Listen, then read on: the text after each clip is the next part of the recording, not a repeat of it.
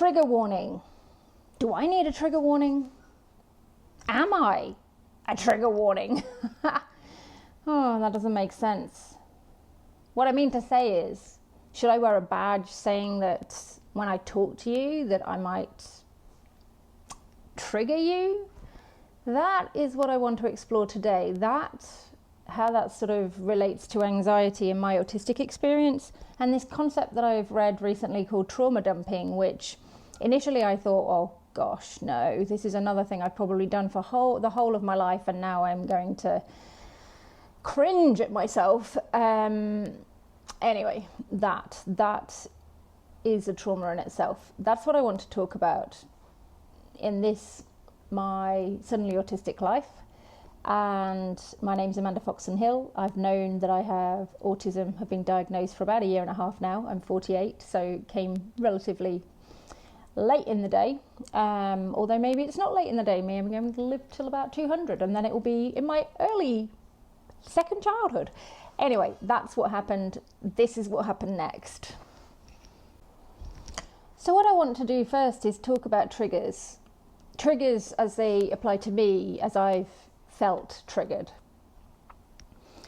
Now, a trigger is, from what I understand, this whole trigger warning, trigger situation is originates from PTSD, from a term to apply to people who have PTSD, and that would include complex PTSD like myself, where certain things that happen in their environment, that are things that are said, maybe things that just happen and occur, create or trigger a trauma response in that individual, in spite of there not being an actual threat.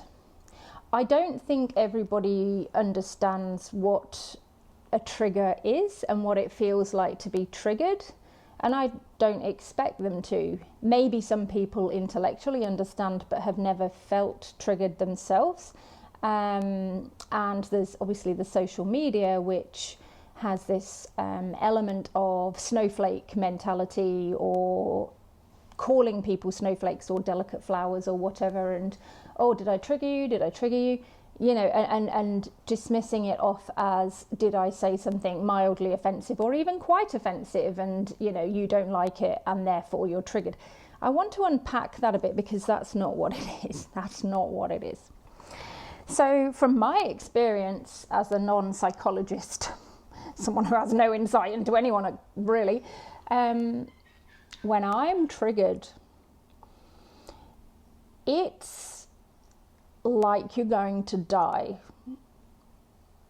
It's not an intellectual experience. If it was, I wouldn't feel like I was going to die. I'd probably feel angry if someone was being rude to me or something, or I might feel a little sad, or I have other emotions.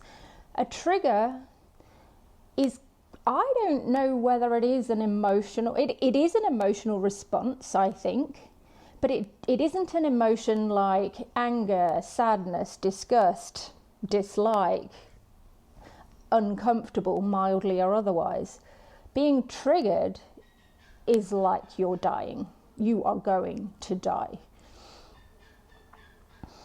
I have been triggered by different things at different times, knowing that that's what's going on since my diagnosis and some mental health support, and prior to that not having a clue and feeling unable to deal with these things.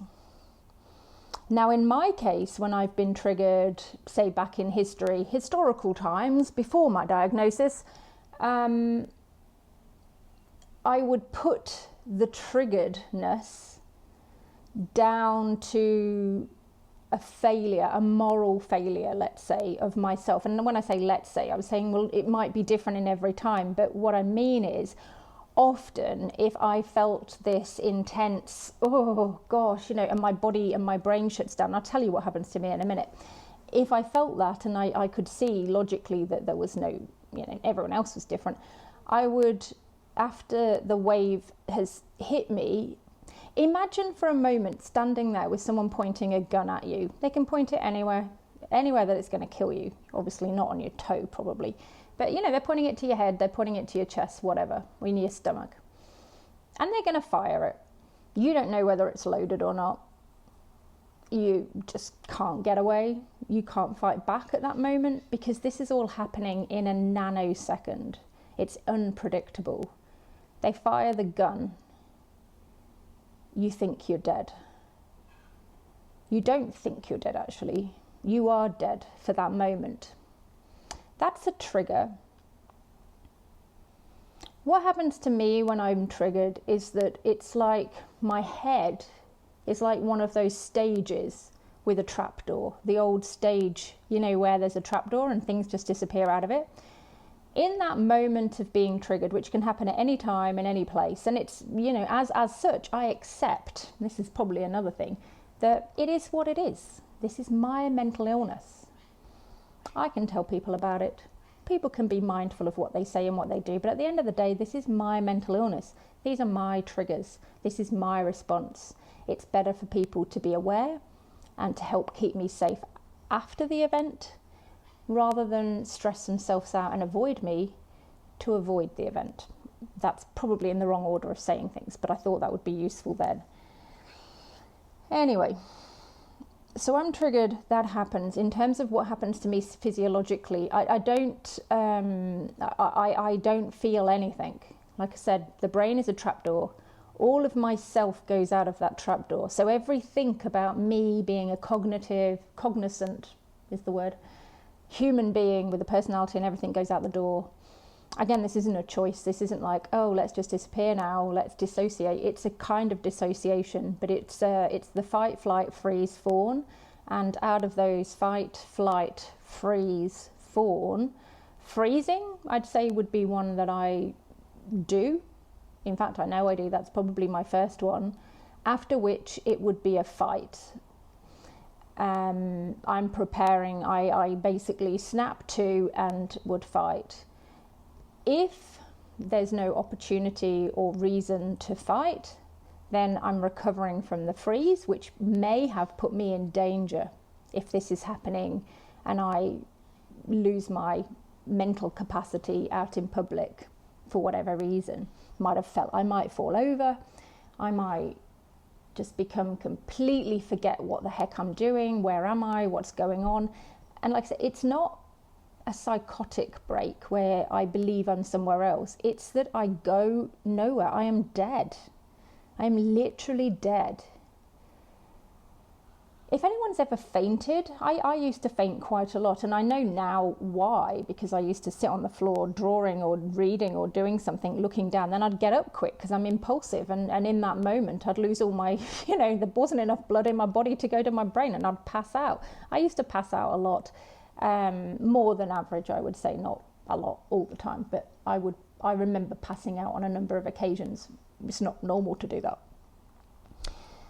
But in those moments when you come to after passing out, after fainting, it is like you died. You have no memory control. You can possibly remember what happened, and you usually can before, but in that actual snap moment, that's it. You're vulnerable. You've gone. You're not there. You can't protect yourself. You can't choose, oh, let me just go and sit over there and faint. Sometimes you get a bit of a lightheaded moment with that, but in a trauma situation, there is none of that. Someone appears, they're going to shoot you, or whatever it is. So some of my triggers in the past, and maybe they'll be in the future, I don't know, but I feel differently about the whole thing now. But some of my triggers has been one of the traumatic experiences of living here in the Blue Mountains, the bushfires. And since we've lived here, we have had a number of bushfires. Some of them have been closer to our home than others. None of them have burnt down the home. And we have been extremely lucky because we have had close friends that have suffered from damage to their property, to their neighbour's property, have been in imminent danger. We've lived a number of occasions, weeks at a time, with this impending sort of feeling of doom where there are bushfires closing in on us from all sides. So that is a fairly traumatic experience, but that I can deal with. I don't find it comfortable or a happy time or even exciting. It's very draining to be living in a time when there's a bushfire. But I wouldn't say it triggers my trauma at that moment. What I found traumatizing during the bushfire experiences, one that we had, were the helicopters.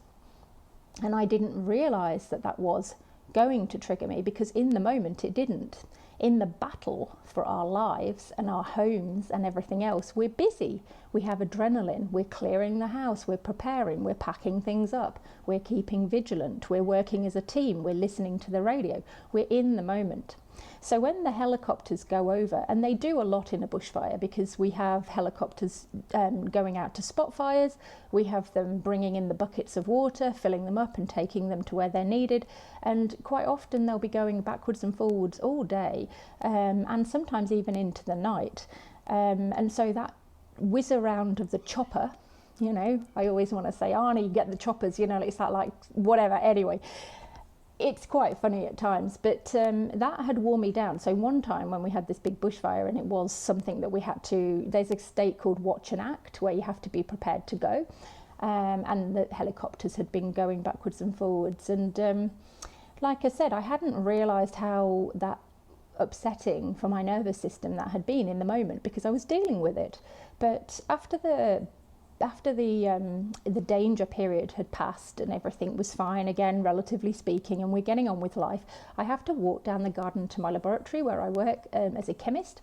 And I was in there one day making some bits and pieces, probably a few months after the fires, and not really thinking about them. And a helicopter came over quite low. And in that moment, I was triggered. It feels, like I said, like I was going to die. So when I use the analogy of someone coming at you with a gun to shoot you, that's clearly a very, very scary and in-your-face experience. And one could say, well, yeah, of course, that's life or death right there. It's an obvious life or death. A helicopter going overhead, the sound of the blades, it kind of reminded me, my brain went, first of all, it disappeared and shut down, and I was in a state of, you know, catatonic state really for a moment. Sometimes this can be nanoseconds, by the way. It can just be a, oh my God, and then all of a sudden you're back in the room and the whole world has changed for you in that moment.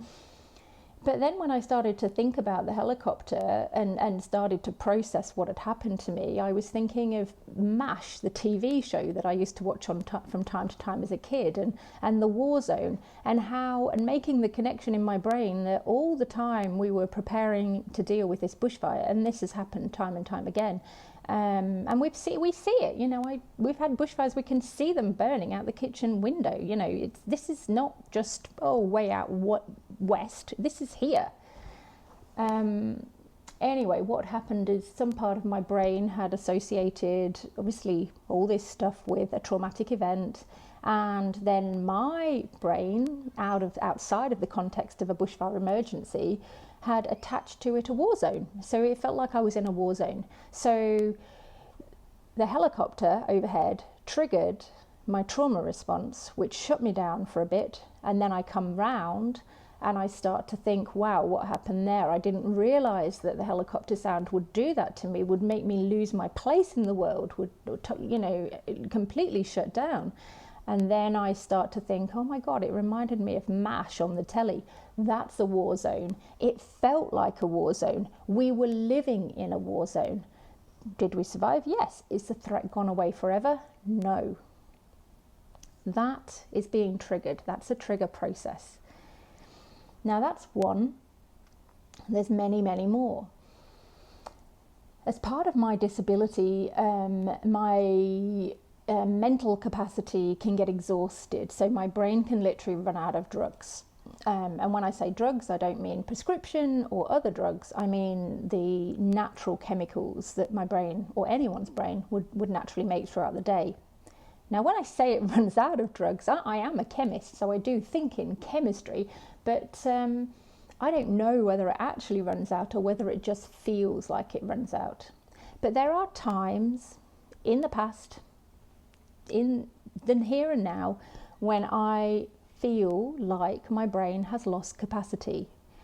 I can't be anymore. I have nothing left in the tank. In those moments, I can't keep myself safe. That might be not much of an issue because I'm at home and I can sit down and maybe take a break, have a snooze, read a book, whatever. It might not be. It might be when I'm out in the middle of something and I start to shut down. Shutting down is one of the autistic responses to overstimulation. Overstimulation doesn't need to be good or bad. In fact, it's emotionally neutral. It's just a case of when your cup is full, when my brain is fully stimulated and it starts to go in that, not the reserve tank, but the extra, this is tipping over the top now, it will shut out, it will shortcut, the circuits will fry. And again, I'm back. So that's traumatic, not the shutdown. The shutdown is not necessarily traumatic. That is a consequence of running out of brain chemicals. The trauma is the realization that sometimes when that happens, I can't keep myself safe. Times when that's happened, when I've had that feeling, is when I've bumped the car. So when I've been driving, I know my brain chemistry is running low, and I had an accident just the other day, and I was paying full attention. I was doing the best I could, but it was later coming home from work. It was the second day of my 2 days at work. It was raining. I had to turn and make a detour somewhere I don't usually go. I mean, I do sometimes, but not usually. Like I said, it was very wet, and there was a very brightly coloured truck partially over the lane I needed to be in, so I was making adjustments for that. So I was paying as much attention as I possibly could do, and I overshot. So instead of turning straight away, I sort of turned a bit too late, ended up with my my wheel going up one of the middle sort of bit, like there's a big island where I had to go round, and instead of sort of driving round that, I drove half up it and hit my car sump, as it turned out, underneath the thing, and ended up blowing the car.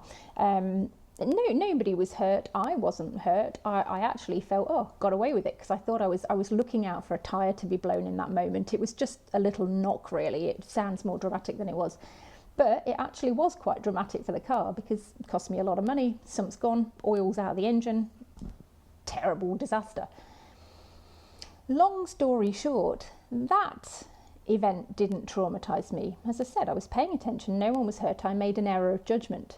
What was upsetting and difficult to process afterwards was that I couldn't have done any more in that moment. People say, well, pull over if you're tired, or do this or do that, or don't go to work, or sometimes these things happen. You lose the brain chemistry, a helicopter comes overhead, something else happens. You have no control over that. You can't plan for that. Sometimes you can. I could have left work earlier, I could have gone straight home, I could have whatever. There's things that we can and things that we can't control. But a trauma trigger, a triggering event in that case, is usually extra. It's outside of our immediate control, and it may or may not be the thing that happened, the thing that was said, the way it occurred. It may be the response afterwards. As somebody with undiagnosed autism for the vast majority of my life, 46 years plus, I had many times when I thought I was losing my mind, that I was getting Alzheimer's, that I was just a bad person maybe, that I had this awful feeling of not being able to keep myself safe. And sometimes that was an interpersonal thing. It was that people didn't understand me.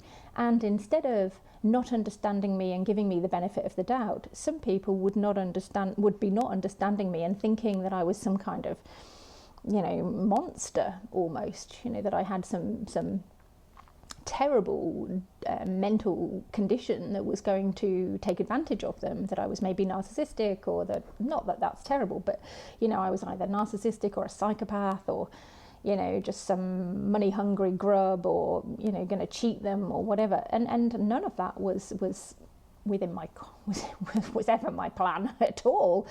But over the years of having people misread me that way, that also has caused trauma. So again, it's not someone saying, I don't like you. In fact, often if people are very blunt and honest with me, Even if people are blunt and rude about things that I don't like, maybe political views or about their opinion of me, I can cope with that because you're entitled to your opinion. You don't have to keep me safe. That's not me being triggered. I might not like it, I might go home and ruminate on it if lots of people say, especially if there's good evidence, and I'll be like, oh, maybe I need to change my behaviour. But usually that sort of thing would not trigger me or even make me upset, to be honest. It is what it is. But triggers is very different. So I wanted to put that out there and have that understood, or at least have some examples to work with. So being triggered is very different.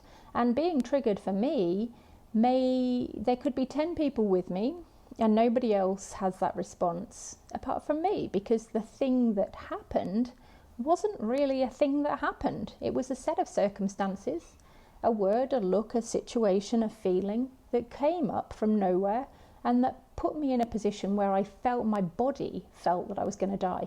I just want to add to that as well that there's an intellectual understanding that I've realised I have of things, and there's a bodily understanding. And I understand that these are both me and that they exist in the same person and it's all interconnected. But I can intellectually tell you about, say, the helicopter trigger for the bushfires, but that doesn't mean to say that understanding it would mean that I will never be triggered by that again.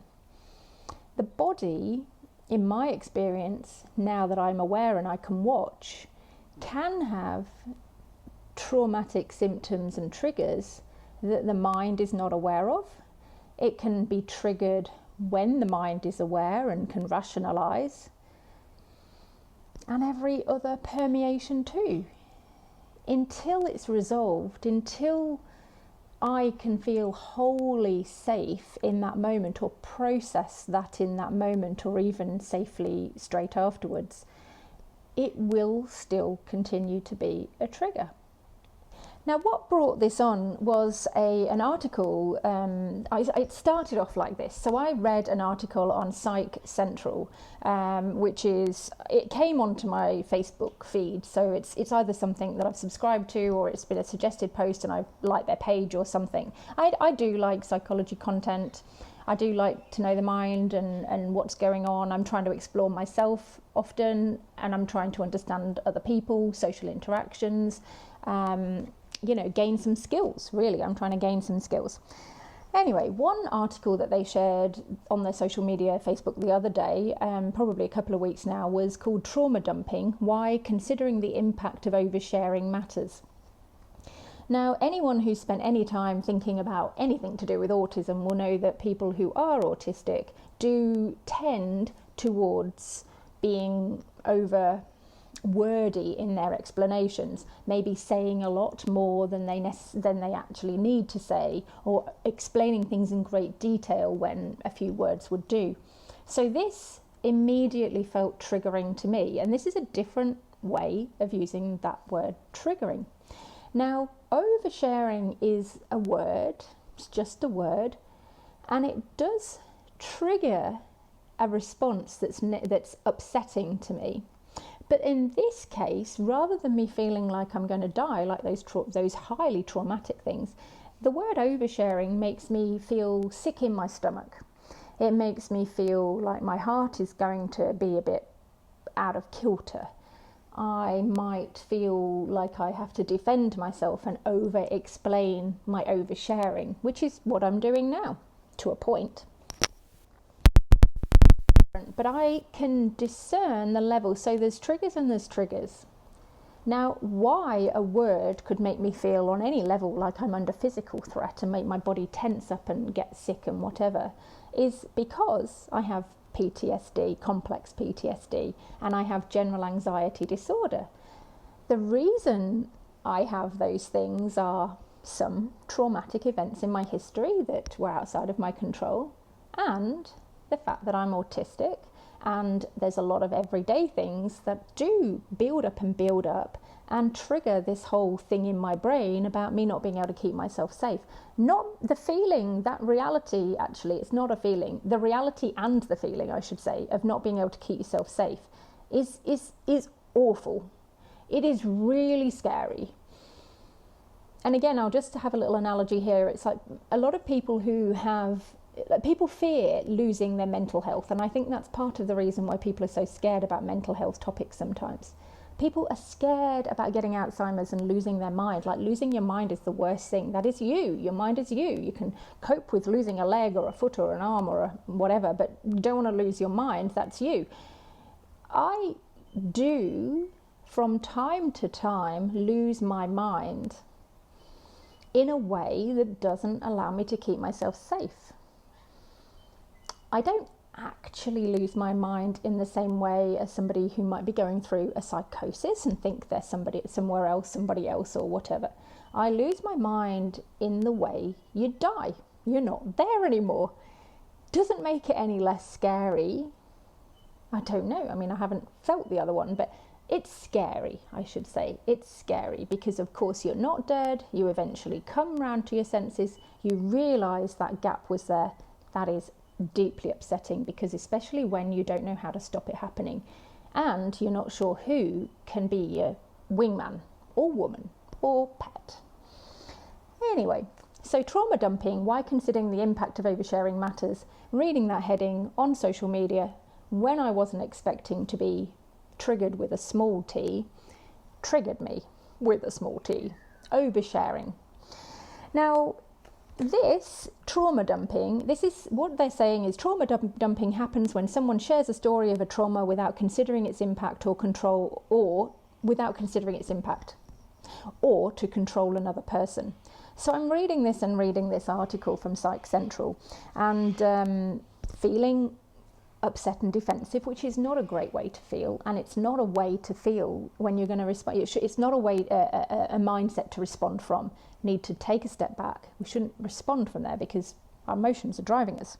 So I read and I thought about it, and by the time I'd got to the end of the article, I felt two things. And I'll put some notes up, but I'm not going to read through it. You can read it yourself. I might talk about it in another video in more detail, but trauma dumping, as they've explained it here, this whole concept of trauma dumping is a situation where a person shares something traumatic. They're not thinking about the consequences, or they might be, but they don't care as much because they've just got to get this off their chest. Something bad's happened, they're feeling traumatized, they need to tell somebody, they want to have support, they're looking for support from other people, they want to feel connection with other people. Once I'd digested that and taken a step back, I realised that I never do that. Never. Do I overshare? I've talked about this word before, and yes, I do sometimes overshare. In fact, I would say that's towards my normal. And sometimes I share information in a very practical, non-emotional or low emotional or neutral emotional state, which is actually quite emotionally charged. And I do that without understanding the impact on another person. I don't do it without understanding that other people have emotions, but I don't have a good radar on other people's emotions. Typically for me, I can do this thing that I thought maybe it's trauma dumping when everybody's sharing stories about something bad that happened to them, whatever. I don't know, they're out late one night and someone followed them behind and stole their bag or blah, blah, blah.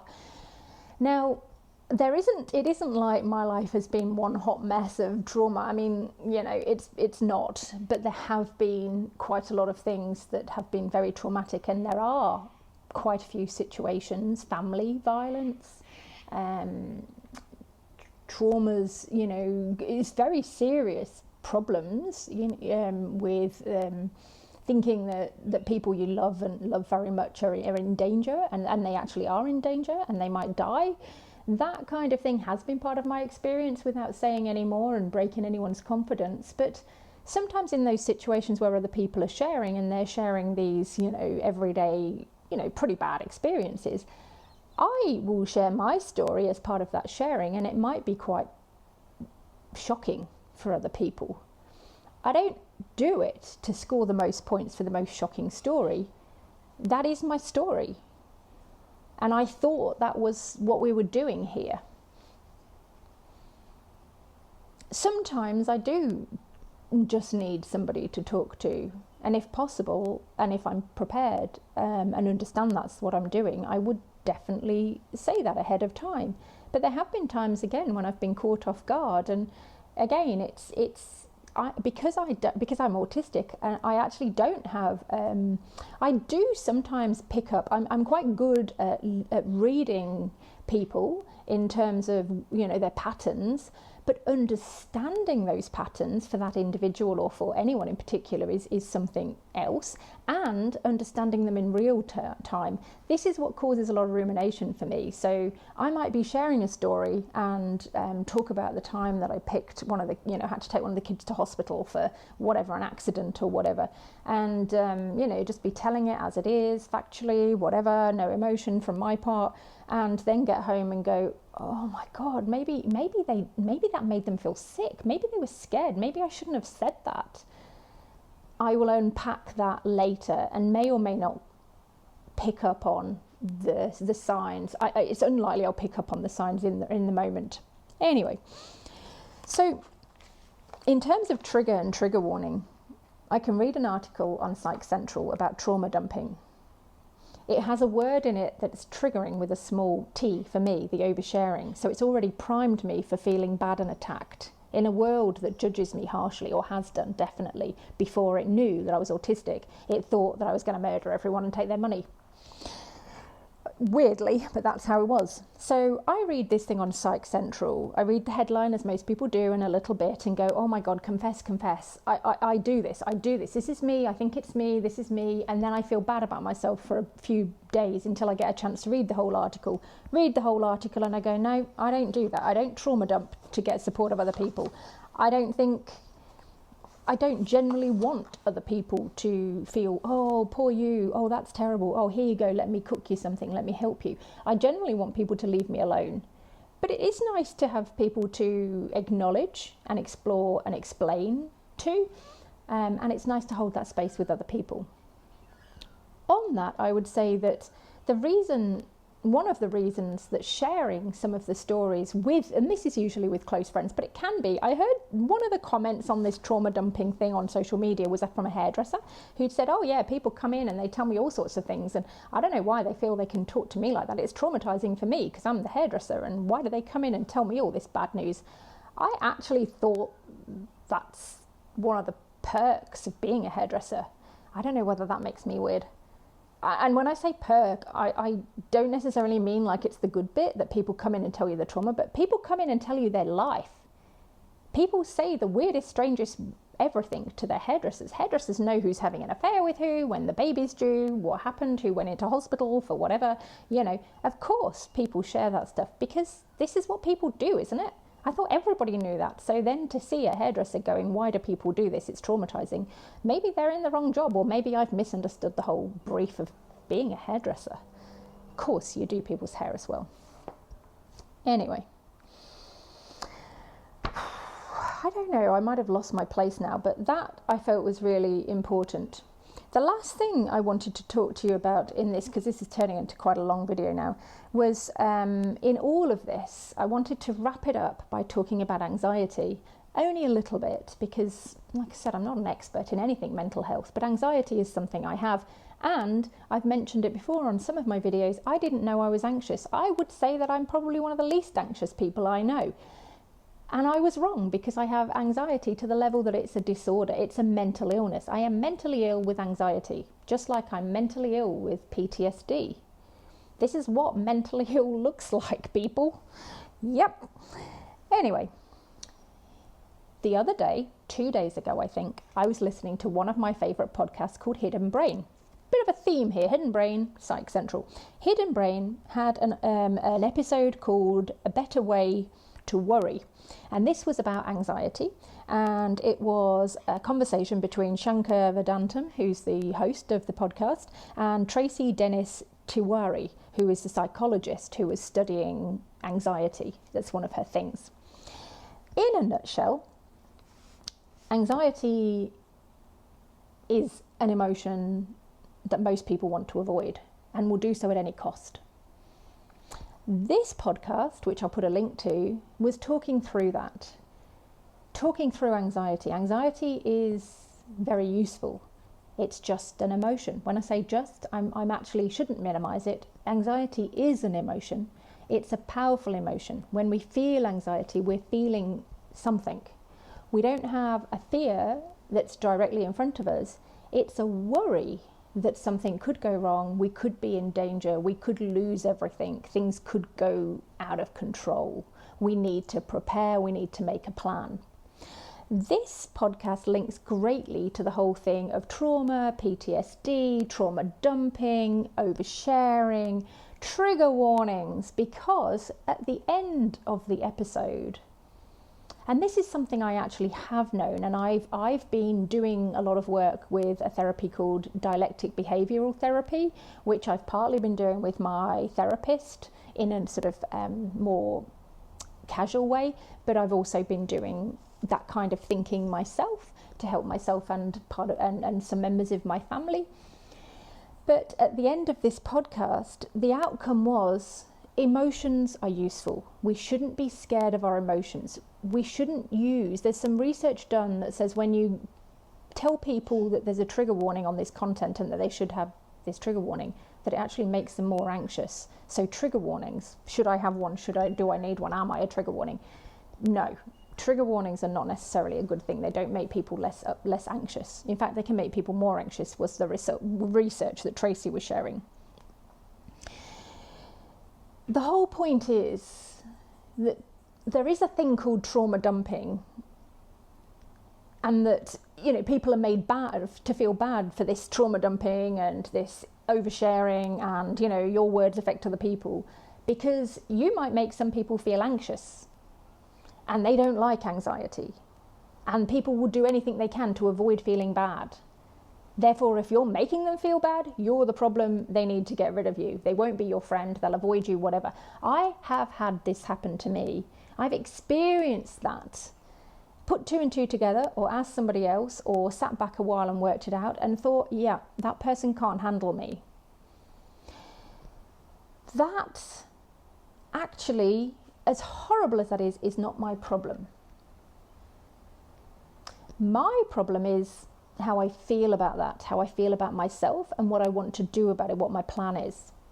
Some people will not be able to handle me being autistic, not understanding in the moment how, when stories are being shared, how some stories are appropriate and some stories are not. I can gain some insight into this as a general idea, and I can practice and talk to other people and give warnings ahead of time. This is me, I have a tendency to do this, please just tell me to stop if you think it's too much or whatever, please. I can do that, but that's all I can do. There's a limit to what control I have in the moment with the disability that I have. Being anxious, having me share something or anyone else share something, tell something, experience something that's traumatic and that makes us feel anxious or makes us feel bad is not their problem. That is our response.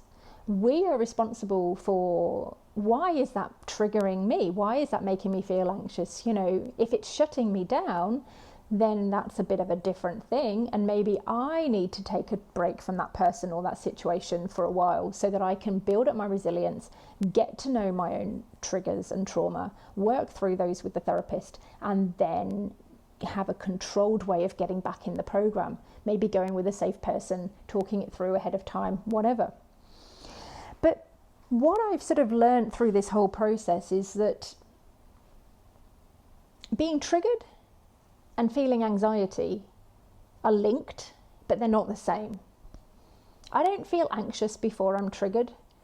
I'm just doing my thing. I'm just being me. And then my brain goes because I'm shot. It's like that. It comes out of the blue. Or maybe not entirely out of the blue, but out of my control. It isn't a build-up. That would be a fear. A fear, say for example, I've got to go on next for public speaking and I'm sitting there and I'm shaking and whatever because I'm scared that I'm going to stuff up, fall on the stage, forget my words or whatever. That's a fear. Anxiety could also be a little bit like that, but ahead of time, way ahead of time, like just in general, that I'm not actually booked for a speaking engagement, there's nothing coming up, but I'm anxious about the whole thing. The whole thing gives me anxiety. I'm thinking about it, ruminating about it, whatever. Anyway, that's kind of what I wanted to say, because a part of my PTSD and these is the fact that the world has not understood autism. It hasn't understood autism full stop, and it certainly is later in the day of understanding autism in women. I couldn't expect the world to understand me when I didn't understand me.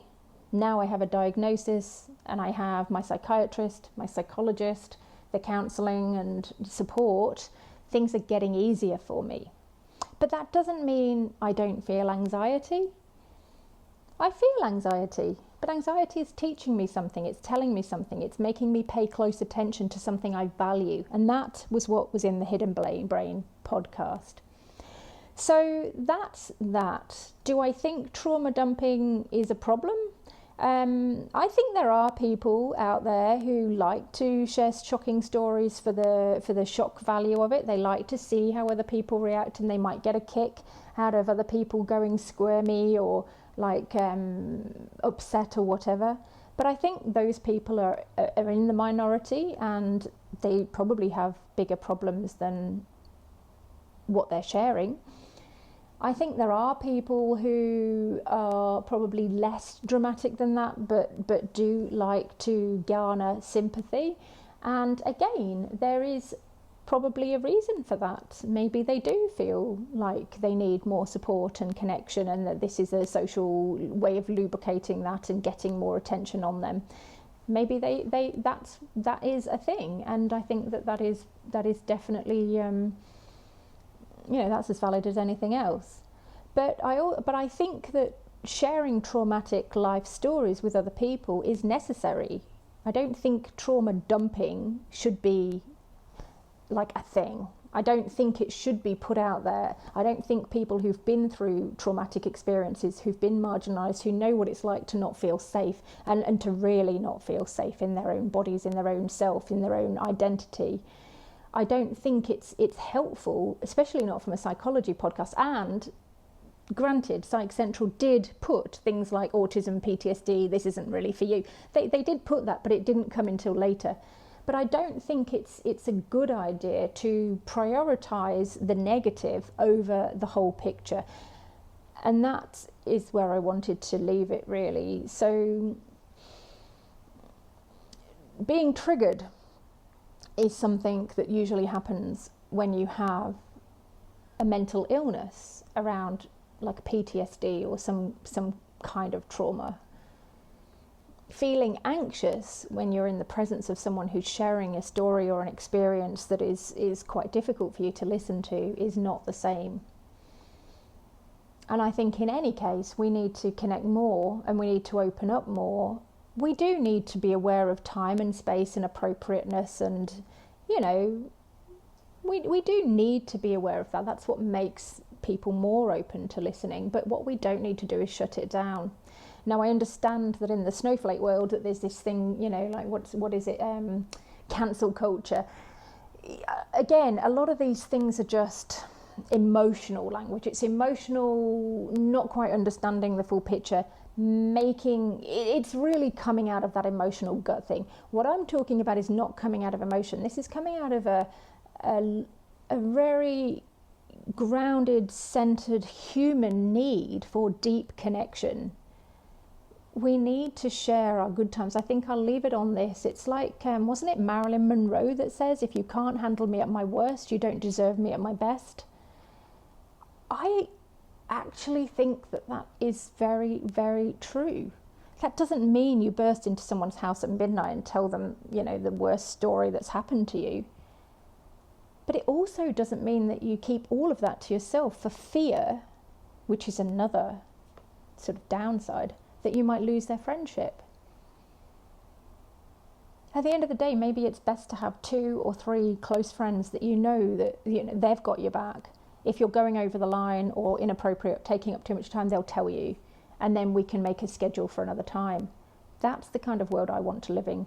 That's the way that I am trying to model, and that's how I'm going to get through my trauma. That is what I'm doing. Not sharing, not dumping is not part of it. I will share when it's appropriate with people who can handle it.